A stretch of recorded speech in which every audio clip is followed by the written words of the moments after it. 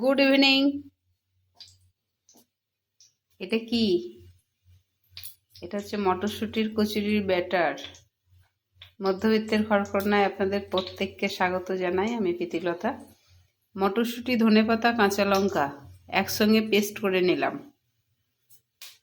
কড়াইয়ে তেল দিয়েছি, একটু কালো জিরে ফোড়ন দিয়ে এটা পুরো ঢেলে দিয়ে খানিকক্ষণ ভেজে নেব, একটু নুন আর মিষ্টি দিয়ে।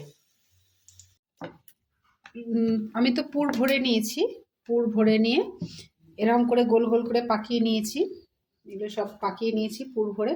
এবার আস্তে করে চেপে এটাকে বেলবো। বেলার পরে আস্তে করে এটা ছেড়ে দেব। আঁচটা একটু কমই থাকবে। আমার তেলটা ঠান্ডা হয়ে গেছিল।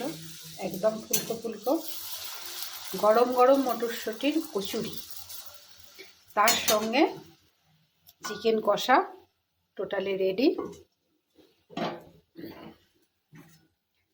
শীতকাল পড়েছে, অতএব জমিয়ে সবাই মিলে আমরা একটু খাওয়া দাওয়া করি। চলুন, ভালো থাকবেন সবাই।